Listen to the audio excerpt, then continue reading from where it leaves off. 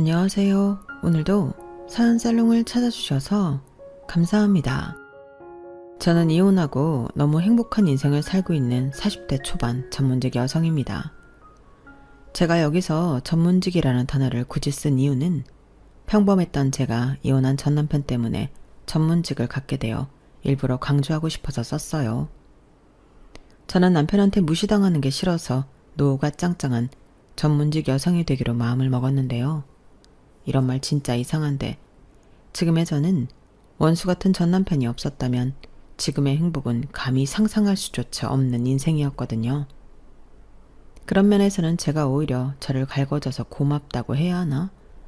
가끔 아리까리할 때도 있는데 그래도 그 왼수 같은 그놈한테는 절대 그런 말을 하고 싶지 않았기에 이렇게 사연을 씁니다. 평소 저 말고도 씩씩하게 자기 행복을 위해 이혼한 많은 분들의 사연을 공감하며 듣고 있었거든요. 그리고 오늘은 애청자가 아닌 주인공이 되어 제 사연을 소개해볼까 하는데 부디 제 사연도 끝까지 함께 해주시길 부탁드려요. 그럼 서로는 이 정도로 하고 본격적인 제 사연을 소개해보겠습니다. 저와 전 남편은 지인의 소개로 처음 만났어요. 나이 차이는 궁합도 보지 않는다는 4살 차이로 처음 만났을 때부터 꽤 잘 통해서 자연스럽게 만나기로 했는데요. 계속 만나다 보니 저는 많이 덜렁거리는 반면 남편은 꼼꼼한 사람이라 좋았어요. 가끔은 애정어린 잔소리도 하긴 했는데 그 정도가 지나치진 않아서 심각하게 생각하지는 않았죠. 오히려 남편과 만나면서 물건을 잃어버리거나 깜빡깜빡 하던 실수도 많이 줄어서 좋은 점이 많았는데 이런 사람이라면 결혼을 해도 괜찮을 거라고 생각했어요. 실제로 나이 차이는 4살이었지만 남편은 훨씬 어른스러웠는데 남편은 저를 많이 귀여워했어요. 어쩜 자기는 실수를 해도 이렇게 귀엽냐? 신기하네. 이런 말을 진짜 자주 했는데 저는 그때 제가 정말로 귀여운 줄 알았어요. 평상시 부모님한테도 그런 말을 들은 적이 별로 없었는데 남편이 귀엽다 해주니까 기분이 좋더라고요. 그리고 지금은 천번 만번 후회하는 일이지만 저는 점점 남편에게 의지하는 면이 많아졌죠. 남편은 자기한테 의지하는 저를 귀찮아하지 않았죠. 워낙 책임감이 강하고 챙김을 받는 것보다 챙기는 걸 좋아하는 성격이라 저희는 정말로 궁합을 보지 않아도 될 정도로 합이 잘 맞았어요. 그러니 연애하는 3년 반 동안도 싸우거나 꽁한 일은 손에 꼽을 만큼 적었는데 둘 다 홍기가 찬 나이였기 때문에 자연스럽게 결혼을 하게 되었어요. 또한 양가 집안 형편도 누가 더 잘 살고 못 살고 할 것도 없어서 정확히는 아니었지만 얼추 반반 결혼을 했는데 결혼하고 2년 정도는 아무 문제 없이 그저 행복한 신혼생활을 보낼 수 있었어요. 다만 그 2년 동안 제가 유산을 한 번 해서 상심이 컸었는데 그때도 남편의 지극한 정성에 저는 저만큼 결혼을 잘한 여자도 없을 거라고 감히 생각했었어요. 하지만 그 후로 1년도 되지 않아 그런 생각을 한 제 자신을 자책했는데 제가 유산을 한번 겪고 엎친 데 덮친 격으로 회사를 그만두게 되면서 시작되었어요. 사실 저희 회사가 이래저래 문제가 많았거든요. 그래서 일을 하면서도 위태위태하게 느껴진 게 한두 번이 아니었는데 기회가 된다면 하루빨리 이직을 하고 싶다는 생각을 많이 했어요. 그런데 제가 다른 회사를 알아보기도 전에 저는 예고도 없이 정리해고라는 직격탄을 맞게 되었고 연봉의 30%를 더 받는 조건으로 회사를 나오게 되었는데요. 저는 겸사겸사 좀 쉬면서 새로운 일을 찾아보고 싶었어요. 막말로 저한테는 남편도 있고 아직 아이도 없으니 급할 것도 없다는 생각이었는데 그건 순전히 제 생각일 뿐 남편은 아니었어요. 뭐야, 오늘도 집에만 있었어? 아니, 이력서 낸 회사에서는 아무런 연락도 없었던 거야? 나 아직 이력서 안 썼는데? 자기야, 나 지난주에 회사 나왔잖아. 이번 달은 좀 쉬엄쉬엄 해보려고. 뭐? 이번 달을 그냥 통으로 놀겠다는 거야? 에이, 그럼 안 되지. 그럼 그동안은 뭐 나만 돈 벌어? 그야, 그건 미안한데 내가 영영 놀겠다는 건 아니잖아. 나도 다시 일할 거야. 그러니까 괜히 시간 버리지 말고 최대한 이력서는 많이 써서 보내. 지금 자기가 찬밥 더운 밥 가릴 때야? 나는 자기가 정리해고됐다고 해서 농담하는 줄 알았어. 왜 말을 그렇게 해? 자기가 그럴 정도면 내 마음은 뭐 오죽하겠어? 나도 멘탈 회복할 수 있는 시간은 줘야지. 그리고 이왕 이렇게 된 거 전에 다니던 회사보다는 좀 탄탄하고 비전 있는 회사에 가야지. 그래서 더 알아보려고 그러는 건데. 핑계 없는 무덤이 어딨어. 그런 허울 좋은 핑계로 사람이 게을러지고 늘어지는 거지. 그러지 말고 당장 할 수 있으면 일단 아무 일이라도 해. 그러다 좋은 자리 있으면 옮고 가면 되지. 내 말 오해는 하지 말고 들어줬으면 좋겠는데 이제 자기는 객관적으로 경쟁력이 없는 나이고 위치야. 저는 불필요하게 냉정한 남편의 조언에 마음이 상했어요. 자기는 오해하지 말고 들어달라고 했지만 저런 말을 듣는데 어떻게 오해를 하지 않을 수가 있을까요? 옛말에 불난집에 부채질 한다고 저는 남편이 부은 휘발유에 속이 활활 타들어가는 것 같았는데 저도 알고 있는 제 현실을 남편이 저리도 콕 집어 이야기하니 서운하다 못해 남편이 얄밉더군요. 그래도 저는 다른 사람도 아니고 남편이고 제가 와이프인데 일부러 나쁜 소리는 하지 않았을 거라 애써 남편의 뜻을 헤아리고 싶었고 듣기는 거북했으나 남편의 말이 틀리지 않았다는 생각에 최대한 좋게 생각하려 애를 썼는데 다시금 취업을 하려고 하니 남편 말처럼 쉽지 않더라고요. 아니, 연봉이 생각한 것과 맞으면 일이 별로였고 일이 좀 괜찮다 싶으면 연봉이 별로였는데 한번 정하면 오랜 시간 그 일을 하고 그 돈을 받아야 하니 저는 여간 고민이 되는 게 아니었어요. 그러면서 내심 더 적성에 맞고 괜찮은 일을 찾을 수도 있지 않을까. 이상하게 미련이 남았는데 일단 퇴직금도 있으니 조금만 더 새로운 일을 찾아보고 싶었어요. 하지만 남편은 시간이 지나면 지날수록 저에게 재취업에 대한 압박을 해왔고 저는 마지못해 아르바이트를 하며 직업 박람회도 다니고 연주를 총동원해 제 적성에 맞고 오랫동안 일할 수 있는 직장을 찾으려 공을 많이 들였는데 생각보다 저한테 맞는 회사를 찾는 게 쉽지 않아서 골치가 아팠어요. 전에 회사에서는 제가 마케팅 관련 업무를 했었는데 사실 전공도 디자인이고 디자인 관련 일을 하고 싶었거든요. 그런데 남편은 무슨 네가 디자인이냐고 격리 일이라도 자리가 있으면 해야 하지 않냐고 저를 무시하기 시작했는데 신혼 때와 너무나도 달라진 남편의 모습에 적응하기 어려웠어요. 마치 다른 사람이랑 살고 있는 기분까지 들었는데 남편이 퇴근하고 집에 오면 그렇게 가시방석일 수가 없었어요. 또한 한 꼼꼼하는 남편의 성격은 저를 더욱 옥죄어왔는데요. 제가 월 수입이 없으니 생활비부터가 문제라고 지적하더군요. 그러니까 자기 혼자 생활비를 다 댈 수는 없는 거 아니냐고 급기야 내가 자기 부양하려고 결혼한 건 아니잖아. 이딴 말까지 했는데 그때는 저도 발끈했죠. 물론 자기가 다 먹여 살리려고 결혼한 건 아니지. 근데 내가 뭐 일부러 이래? 나도 열심히 찾고 있어. 열심히 찾고 있는 게 아니라 열심히 재고 있는 거겠지. 어차피 거기서 거기일 텐데 뭘 그렇게 따지는 거야? 그냥 집이랑 가까운 회사 다녀. 뭐라고? 지금 그걸 말이라고 하는 거야? 솔직히 자기가 뭐 월 1,000만 원 버는 사람 아니잖아. 고작 해야 200만 원, 300만 원인데 뭘 더 따지는 건데. 자기가 이러고 있는 시간에 까먹을 돈을 생각해야지. 자기 퇴직금 그거 이렇게 하면 금방 바닥나. 나도 알아. 그래서 최대한 아끼려고 하고 있어. 근데 자기가 걸핏하면 생활비 타령하면서 사람을 못 살게 굴고 있잖아. 내가 뭐 얼마나 놀았다고 이래. 나 이제 고작 한 달 쉬었거든. 한 달이면 30일이야.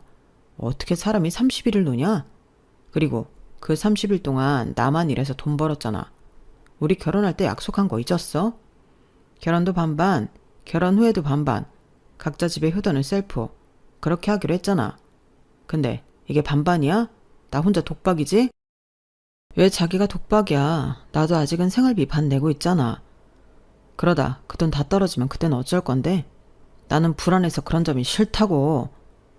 남편은 마치 제가 한 달이 아니라 1년을 쉰 사람처럼 저를 달달 볶았어요. 제가 일부러 남편 덕을 보려고 일을 안 하는 것도 아닌데 그때는 너무 억울해서 눈물까지 나더라고요. 하지만 남편은 그 후에도 그 정도가 점점 심해졌는데 그러다 시어머니 생신날이 되었죠.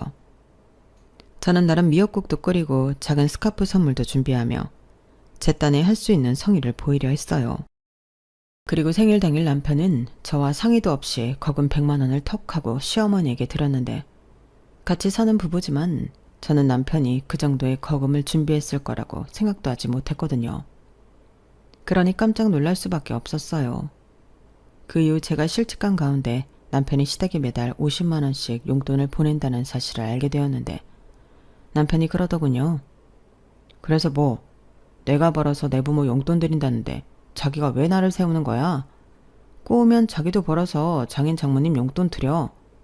설마 내 돈으로 장인 장모 용돈까지 드렸으면 좋겠다는 뭐 그런 이상한 소리 할 건 아니지? 이렇게 말하는데 저는 맹세코 남편이 시댁에 용돈을 들여서 화가 났던 건 아니었어요.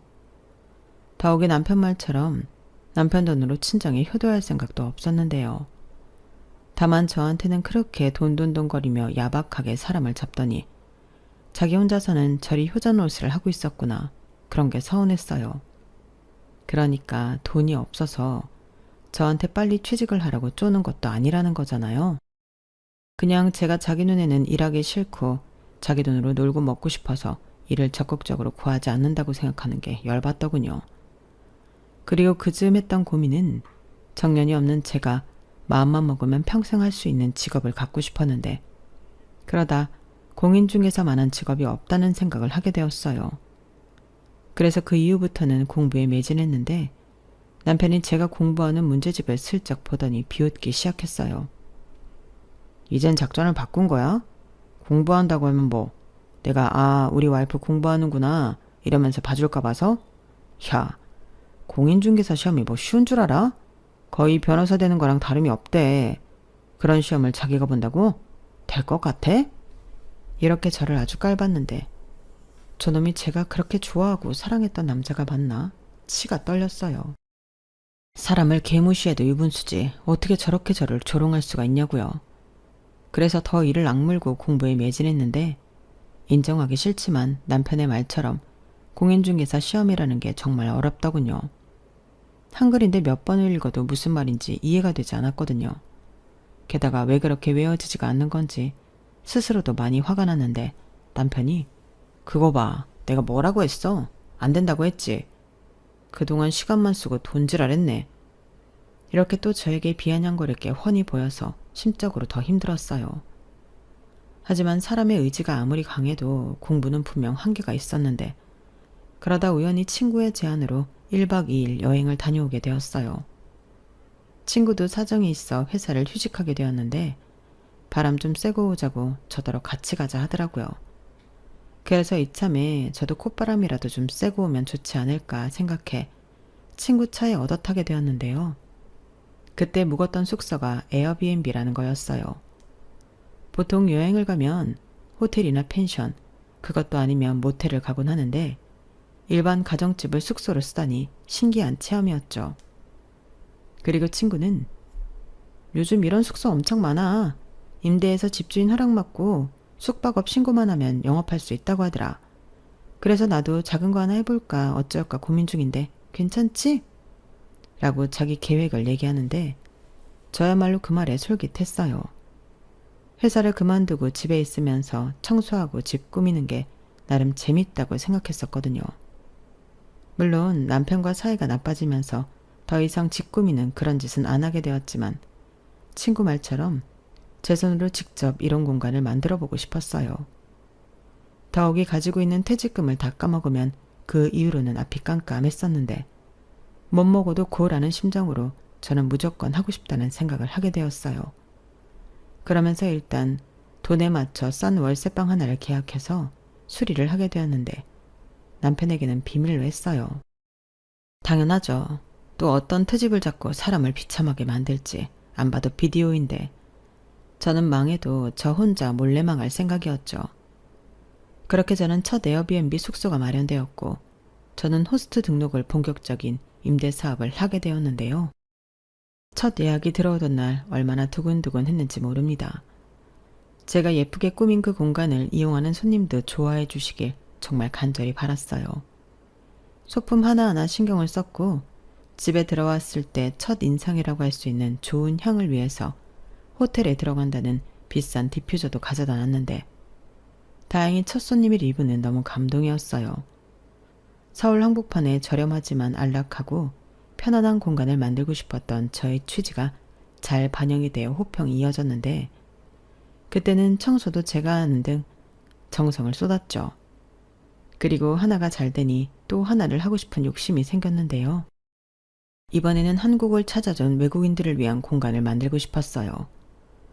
그렇게 제가 사업을 하는 재미에 빠져 지날 쯤 저희 아빠의 생신날이 되었고 저는 남편처럼 현금 100만 원은 아니지만 스포츠 브랜드 패딩 점퍼를 선물로 사다가 집에 놓았는데 그걸 본 남편이 기겁을 했어요.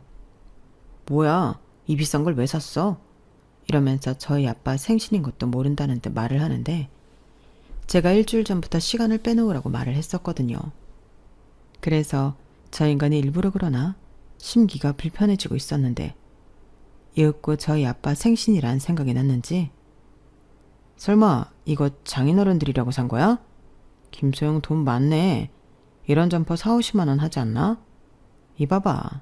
오리 아니고 거위네. 이러다 퇴직금 다 쓰고 없겠다. 이러면서 아주 사람 속을 박박 긁는데 저도 가만히 있을 순 없었어요. 그래서 저도 아니 내 돈으로 내가 샀는데 왜 10이야? 퇴직금으로 샀던 벌어서 샀던 자기 돈 아니잖아. 라고 대받아쳤고 그날 저는 남편과 부부싸움을 하게 되었죠. 그리고 남편은 유치하게 자기는 이제부터 처가집에는 가지 않겠다고 했는데요. 진짜 어이가 없었어요. 우리 원래 효도는 각자 셀프로 하기로 했지. 그니까 생신이든 뭐든 그 집 자식이 알아서 하는 걸로 하자. 자기도 이제 우리 집 챙기지 마. 내가 알아서 할게.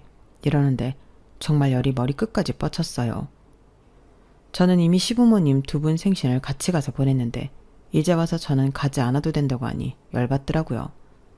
그래서 뭐 저런 인간 좋다고 친정에 가고 싶은 마음도 없어서 그러자고 한 저였는데 저는 그때부터 시댁에서 걸려오는 전화는 일절 받지 않았어요. 사실 시부모님과는 사이가 나쁠 것이 없어서 그렇게까지 하고 싶진 않았는데 남편이 저러니 저도 어쩔 수 없겠더라고요.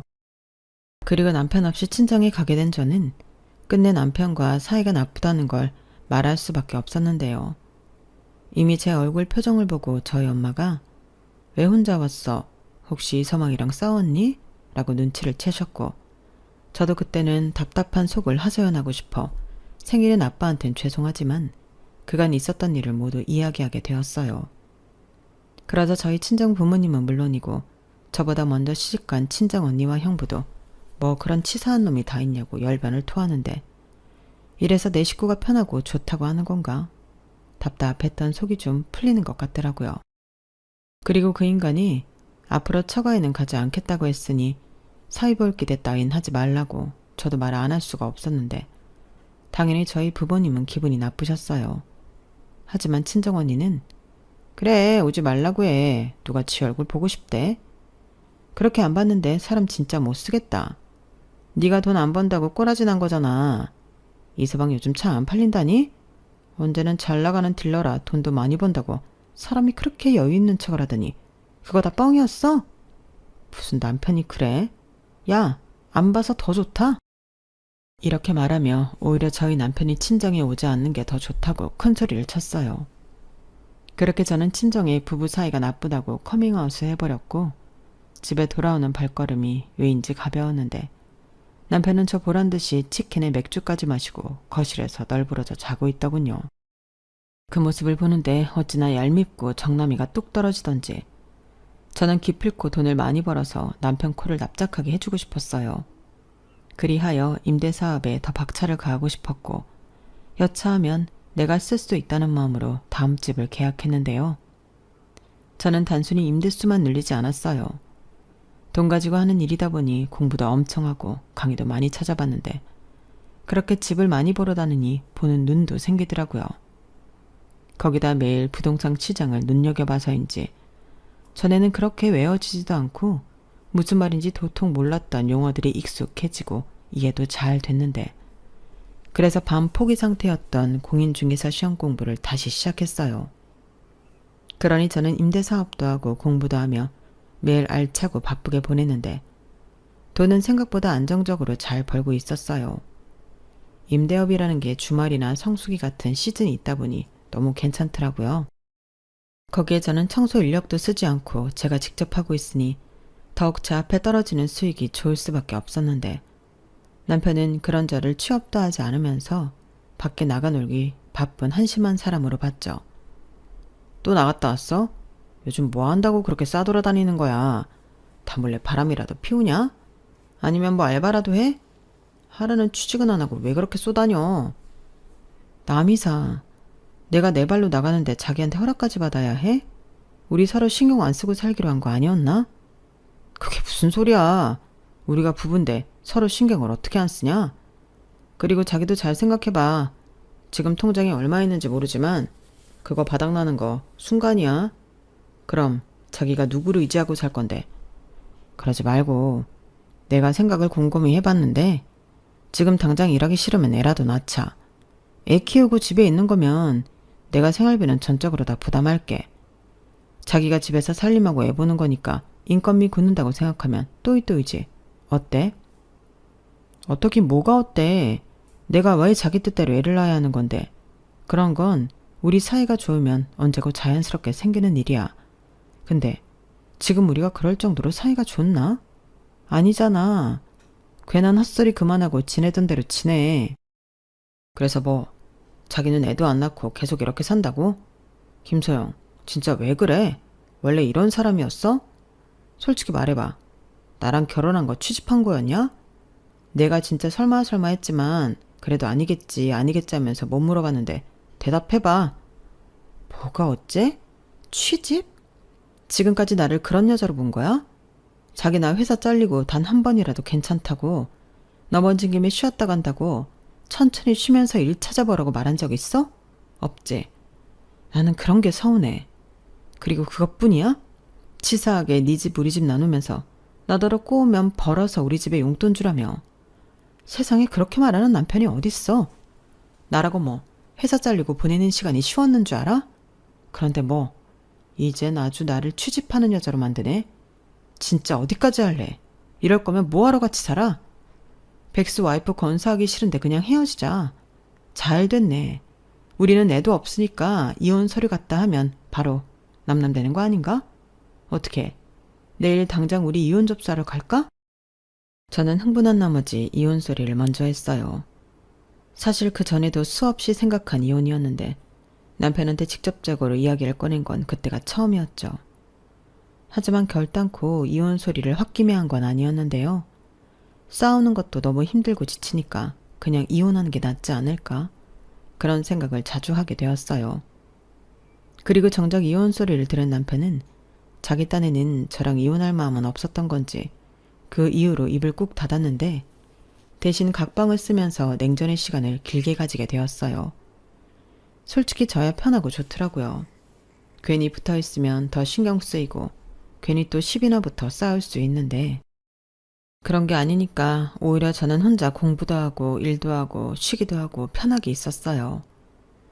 그렇게 각자의 시간을 보내며 저희는 무늬만 부부이고 가족이 남남으로 지냈어요.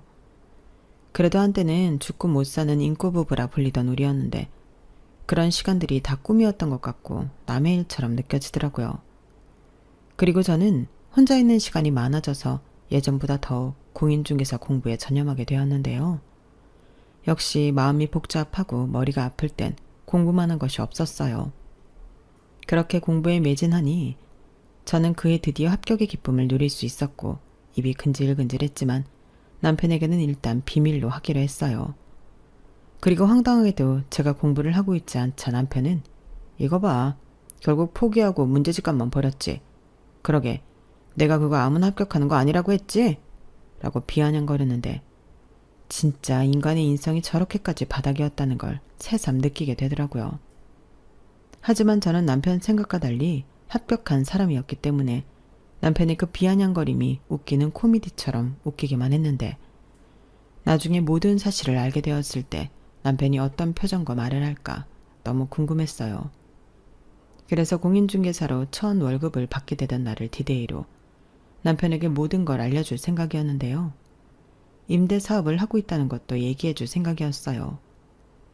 사실 제가 다시 일을 하고 능력 있는 여자가 되면 남편이 그동안의 일을 사과하고 다시 예전처럼 잘해줄 거라고 생각했거든요. 그리고 다시 일을 하게 되어 저는 미용실도 가고 옷도 좀 사고 제 자신을 좀 꾸미게 되었는데 남편은 그런 제 모습을 보고 뭐야, 왜 갑자기 멋을 부려? 그러고 어딜 가는데? 혹시 나 몰래 로또라도 맞은 거야? 라며 헛다리를 짚는데 괜히 기분이 으쓱하고 좋더군요. 그래서 저는 여유롭게 웃으며 로또 맞았어. 대박이지. 나중에 알려줄게. 라고 남편의 애간장을 좀 녹여볼까 했는데요. 남편은 제가 예측할 수 있는 그런 사람이 아니었어요. 남편은 정말로 제가 로또에 당첨되었다고 생각하고 그걸 알아내려 했는데 친정에 가서 물어봤다 하더군요. 당연히 친정 부모님은 제가 직장 잃고 남편한테 서러움을 잔뜩 당한 걸 알고 있었기 때문에 곧장 제가 임대사업도 하고 공인중개사 시험도 합격해서 부동산 일도 하고 있다는 걸 남편에게 알려주셨는데 거기까지만 하셨어도 괜찮았을 것을 저희 엄마가 그리고 우리 딸이 얼마나 능력이 좋은지 우리한테 월마다 100만 원씩 주고 있어. 자네가 그랬다며? 자네가 자네 부모한테 용돈 주는 거 꼬우면 우리 딸도 벌어서 우리 용돈 주라고. 그래서 우리 딸이 돈 벌자마자 100만 원씩 주더라. 아이고야, 이걸 사위한테 고맙다고 해야 하나. 그러게, 왜 우리 딸을 무시하고 그러나? 사람이 그러면 못 쓰는 거야. 부부가 왜 부부인데? 어려울 때 보듬어주고 좋을 때 함께 기뻐하는 게 부부 아닌가? 이렇게 제가 100만 원씩 주고 있다는 걸 알려주고 남편에게 일장연설도 하셨는 모양인데 남편은 그저 제가 친정에 월 100만 원씩 자기 몰래 주고 있다는 말에만 꽂혔어요. 그리하여 씩씩거리며 집에 들어온 남편은 저에게 다짜고짜 자기 공인중개사 시험 붙었다며. 그리고 나한테 말도 안 하고 사업도 했어? 그래서 친정에 월 100만 원씩 들였냐? 라고 따져 묻는데 살짝 김이 새긴 했지만 저는 대수롭지 않게 말했어요. 근데 그거 어떻게 알았어? 나는 조금 더 있다가 얘기해 주려고 했는데 저는 남편이 놀라서 따지는 줄 알고 그렇게 말했어요. 그런데 남편은 어디서 알긴 내가 자기 정말 로또 된 줄 알고 처갓집에 다녀왔어. 그런데 어떻게 나를 감쪽같이 속일 수가 있냐? 100만 원이라니. 저는 그때 남편이 정확히 어디에 꽂혀 기분이 나빴는지 알았어요. 저 인간은 제가 다시 돈을 벌 수 있는 능력을 가졌다는 것보다도 제가 친정에 돈 100만 원씩을 주고 있었다는 거에 화가 많이 났더라고요. 아니, 자기가 벌어서 용돈 주라고 하지 않았나요? 그런데 막상 정말로 제가 용돈을 주고 있다고 하니 그걸 가지고 엄청 약이 오른 모습이었는데 남편은 곧장 저에게 이렇게 말하더군요. 나 진짜 자기한테 서운해. 왜 나를 속여? 나한테 다 오픈하지 않은 저희가 뭐야? 저희라. 저는 남편의 내로남불식 논리에 어처구니가 없었어요. 자기는 저한테 말 안 하고 시댁에 50만 원 드려도 되고 저는 그러면 안 되는 건가요? 그래서 곧장 저도 따져 물었죠. 자기 웃긴다. 부모님 용돈은 자기가 나 속였어. 그리고 내가 따지니까 벌어서 너도 친정에 용돈 주라며. 왜? 이젠 그것도 불만이야? 당연하지. 50만 원이랑 100만 원이 같아? 도대체 나 몰래 얼마 동안 친정에 돈을 빼돌리고 있었던 거야? 뭐? 빼돌려? 말 똑바로 해. 내 돈이야. 무슨 돈을 빼돌렸다고 이래? 부부 사이에 네 돈 내 돈이 어딨어? 우리 돈이지. 아무튼 나는 인정 못하니까 지금까지 처갓집에 들인 용돈 다시 받아와. 뭐라고? 지금 제정신이 아닌 거지? 왜? 나는 평생 취업도 못하고 빌빌거릴 줄 알았는데 자기가 생각한 것보다 잘 나가서 배 아프냐? 그냥 축하한다고 그렇게 말하면 안 돼? 누가 배가 아파? 나 그런 거 아니거든? 아니긴 뭐가 아니야. 지금 누가 봐도 딱 꼬라지가 그건데. 나 좋은 말 할 때 여기서 그만 긁어라. 왜? 이젠 돈도 잘 벌겠다. 정말 이혼이라도 하자는 거야? 이래서 여자가 무섭다는 거야. 그렇게 돈 못 벌고 빌빌거릴 때는 아무 소리 못 하더니 조금 돈 좀 만졌다고 저렇게 태도를 바꾸잖아. 네가 잘 벌면 뭐 얼마나 잘 벌 건데? 월 1,000만 원 버냐? 나는 벌어. 저는 유치해진 남편의 말에 헛웃음만 나왔어요. 네, 남편이 외제차 딜러여서 잘 나갈 때는 1,000만 원도 번 적이 있었어요. 하지만 저는 그 돈 만져보지도 못했고 지금은 또 사정이 달라진 걸로 아는데 남편은 곧 죽어도 자기가 잘 벌었을 때만 기억하고 사람을 무시하려고 했어요. 그래서 배 아파 죽으려고 하는 남편의 모습이 더 없어 보였는데 뭐라고 더 쏴붙여줄까 하다가 저는 제 입까지 더러워지는 게 싫어 그냥 말을 말았어요. 그러자 그 남편이 왜 말을 하다 마냐며 이번에는 자기를 무시하는 거냐고 방방 뛰는데 그땐 저도 모르게 진짜 추잡하다 이런 말이 나오고 말았어요. 그냥 마음의 소리가 저도 모르게 툭 제 입 밖으로 튀어나온 거죠. 그러자 그 말이 충격적이었던 건지 남편은 아무 말도 하지 않고 대신 얼굴만 붉혔어요. 열받아서 그런 건지 아니면 지가 생각해도 그 순간 자기 스스로가 추잡해서 창피함을 느낀 건지 알 수는 없지만 남편은 그날 이후 유치함이 끝판왕이 되었는데요. 결혼하고 자기가 번 돈이 많은지 제가 번 돈이 많은지 따져보자고 사람을 들들 볶았어요. 이걸 따져봐야 우리가 앞으로 더욱 평등하게 살 수 있는 거야. 이딴 멍멍이 논리까지 펼치며 사람을 피곤하게 만드는데 더는 이 주접을 받아줄 수가 없었어요. 적어도 남편이 제 수입을 몰랐을 때는 관계 회복이라는 게 가능할 거라는 희망이라도 있었는데 그때는 그런 것도 없었거든요. 그래서 이대로는 같이 살기 어렵다고 헤어지자고 말했고 남편은 그럴 줄 알았다면서 더욱 저를 돈 조금 버니까 남편까지 버리는 이상한 여자로 만들었는데 그러면서 한다는 말이 그래 이혼해. 근데 이거 하나는 분명히 하자. 우리 결혼이 깨진 이유는 전적으로 자기 책임이니까 이 집에서 나가. 자기 회사 잘리고 내가 혼자 대출금 낸 것도 있고 너는 여기 있을 자격이 없지. 그러니까 몸만 나가. 라며 저더러 모든 책임을 지고 제 몸만 나가라고 등을 떠미는데 저는 알겠다고 아무런 미련 없이 그 집을 나왔어요.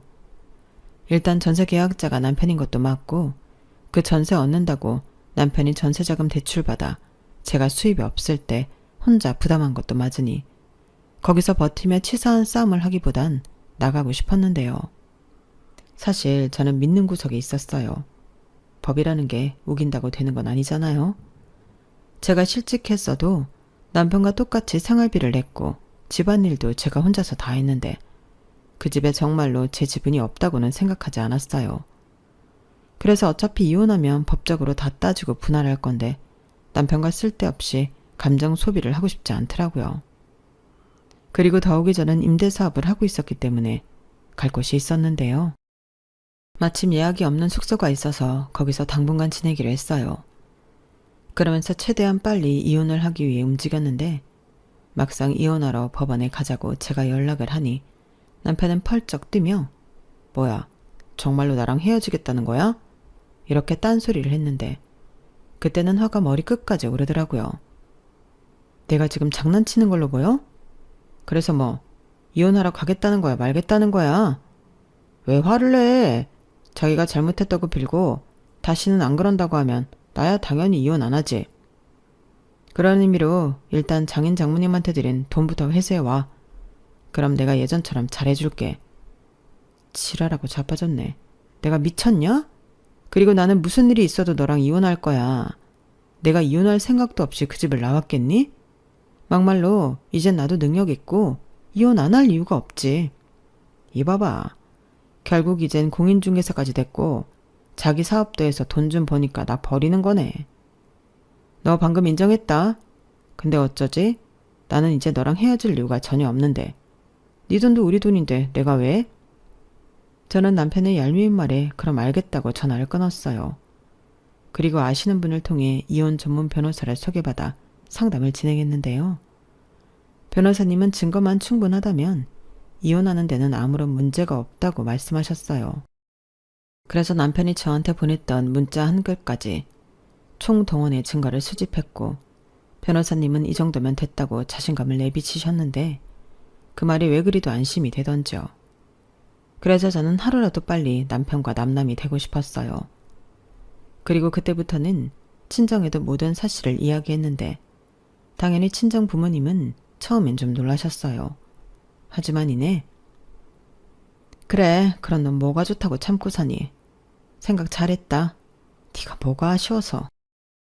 너 이제 능력 있잖아. 너 하고 싶은 대로 해. 엄마 아빠는 우리 딸 편이야. 라고 제 편을 들어주셨고 저는 가족의 든든한 지원을 받으며 본격적인 이혼 소송을 시작했는데 그때 이런 생각이 들더군요. 이대로 끝나면 내가 당한 거에 비해 너무 싱겁지 않나? 그래서 최종 이혼이 되기 전에 저는 제대로 된 복수를 하고 싶었어요. 그리고 곰곰이 생각한 끝에 한 가지 묘수를 생각했는데요. 저는 월급을 받던 날 평소에는 그런 사치를 부리지 않지만 난생 처음으로 백화점에 가서 명품으로 온몸을 휘감고 남편이 일하는 매장으로 갔어요. 그러자 저인 줄 몰랐던 남편이 제가 돈 좀 있는 손님인 줄 알고 저 멀리서부터 굽실거리며 영업을 하려는데 너무 웃기더군요. 그리고는 방금 저인 것을 알고 조금 당황하더니 갑자기 무슨 정신 승리에서 한 건지 태연하게 웃으며 이렇게 말했는데요. 너무 기가 막혔어요. 뭐야, 자기가 여기 왜 왔어? 그리고 이 차림은 뭔데? 아주 돈지랄을 제대로 하러 왔구나. 왜? 차라도 사게? 꿈깨. 여기에서 네가 살 수 있는 차는 없거든. 돈 좀 벌었다고 뭐 대단한 착각을 하고 온 모양인데 헛다리 짚었어. 그러니까 괜히 개망신 당하지 말고 조용히 나가. 이렇게 말했거든요. 너무 웃기지 않나요? 그래봤자 차가 차지 뭐 대단할 것도 없는데 말이죠. 그래서 저는 끝까지 센 척을 하는 남편을 더욱 짓밟아주려 일부러 가짠 타는 듯이 웃고 다른 직원을 불러 매장에 차를 구경했는데 그리고는 남편 보란 듯이 그 매장에서 제일 비싸다는 차를 계약했어요. 남편은 아무 말도 하지 못하고 그저 똥 씹은 얼굴만 하고 있더라고요. 그리고는 도저히 믿을 수 없다는 듯 고개만 가웃거렸는데 사실 그 차는 제가 아니었어요. 내년이면 친정아빠가 환갑인데 좀 좋은 선물을 하고 싶었거든요. 그리고 저는 아빠가 끌고 다니시던 차를 가져와 제가 탈 생각이었는데 엄마와 아빠가 그 차를 타고 좋은 곳을 많이 다녔으면 좋겠다는 생각으로 계약을 하게 된 거죠. 하지만 역시나 남편 말처럼 차값이 장난이 아니었고 아무리 개월수를 늘려도 차 할부금이 꽤 나가는 건 사실이었는데 언니가 절반은 도와주겠다고 해서 과감하게 실천에 옮길 수 있었어요. 게다가 저희 자매가 아빠 환갑 선물을 해주기 위해 꽤 오랫동안 돈을 모으고 있었거든요. 거기에 제 돈을 조금 보태고 나머지를 할부로 뺐기 때문에 부담을 덜 수 있기도 했죠. 그래도 언니의 금전적인 도움이 없었다면 선뜻 용기를 내기 힘들었을 텐데 저희 자매가 또 그런 면에서는 의리가 좀 있는 편이라 제가 조심스럽게 이야기하니 언니는 신나서 그렇게 하라고 저에게 말해줬어요. 야, 나 네 언니다. 나도 내 동생 기 살려줄 돈은 있어.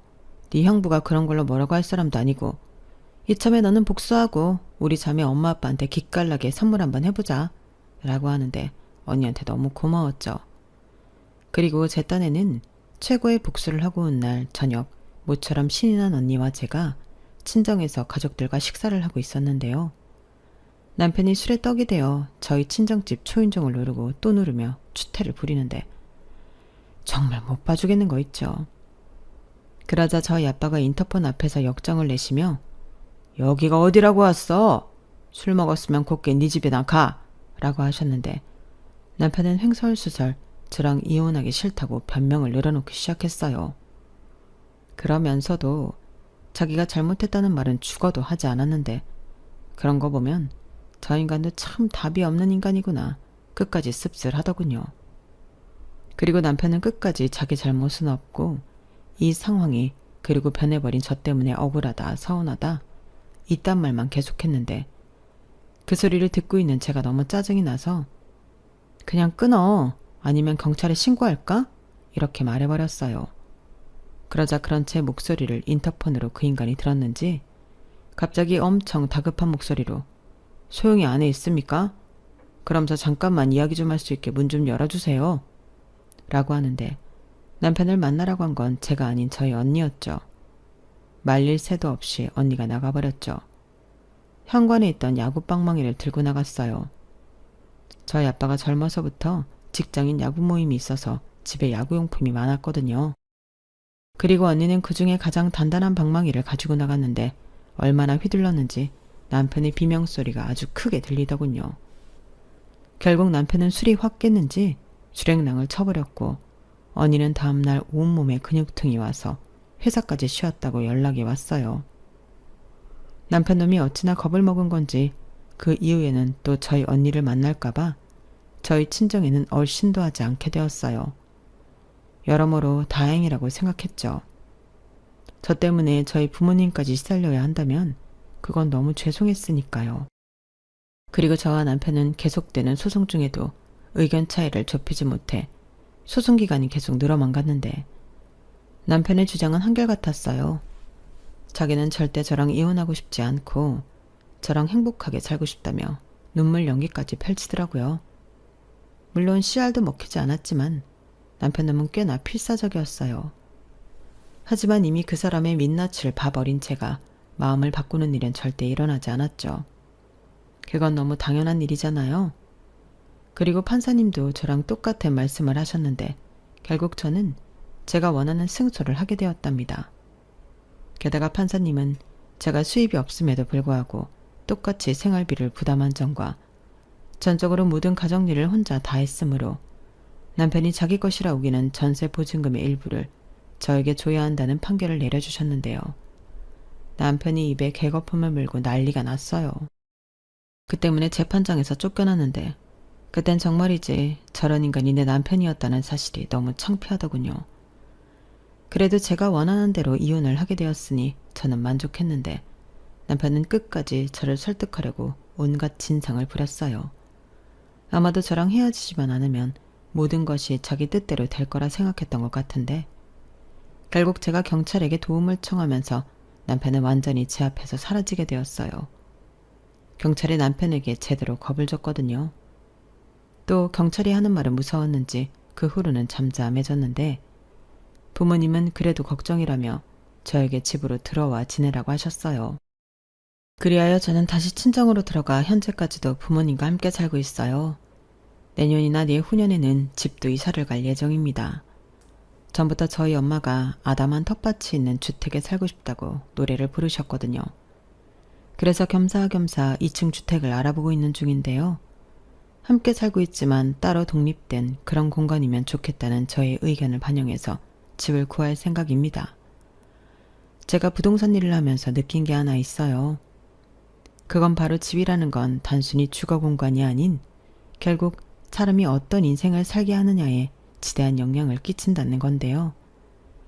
저는 제가 앞으로 구할 저희 집에서 저희 부모님이 편안하고 행복한 노후를 만끽하길 바랍니다. 그러려면 지금보다 앞으로 더욱더 열심히 일하고 돈을 벌어야 할 텐데 여러분들이 저 힘내라고 응원 좀 많이 해주세요. 저도 여러분의 성공을 기원하겠습니다. 이상으로 제 사연은 여기까지였어요. 그리고 얼마 전 정말 우연한 기회로 오래된 지인을 만나 헤어진 전 남편의 근황을 듣게 되었는데 지금은 차가 아니라 보험을 팔고 있다고 하더군요. 그러게 그럴 때 도움되게 인떡이라도 좀 쌓고 살지. 새삼스레 그 인간이 불쌍하게 느껴지는 요즘이네요. 그래도 뭐 자업자득이니 어쩔 수 없죠. 앞으로 남은 제 인생은 복수보다는 제 행복과 만족을 위해 살아가고 싶은 바람인데 혹시 아나요? 지금은 아니더라도 나중엔 좋은 인연도 만나 다시 예쁜 사랑을 할 수도 있을지요. 부디 그런 좋은 일들이 제 인생에도 찾아와 주길 간절히 소망하며 저는 이만 물러가도록 하겠습니다. 지금까지 제 사연 들어주셔서 대단히 감사드리고요. 여러분들의 앞날에도 건강한 행복이 늘 함께 하시길 바라며 안녕히 계세요. 여러분, 사연 댓글에 응원과 현명한 조언 부탁드려요. 좋아요와 구독은 저에게 큰 힘이 됩니다. 오늘도 좋은 일 가득하세요.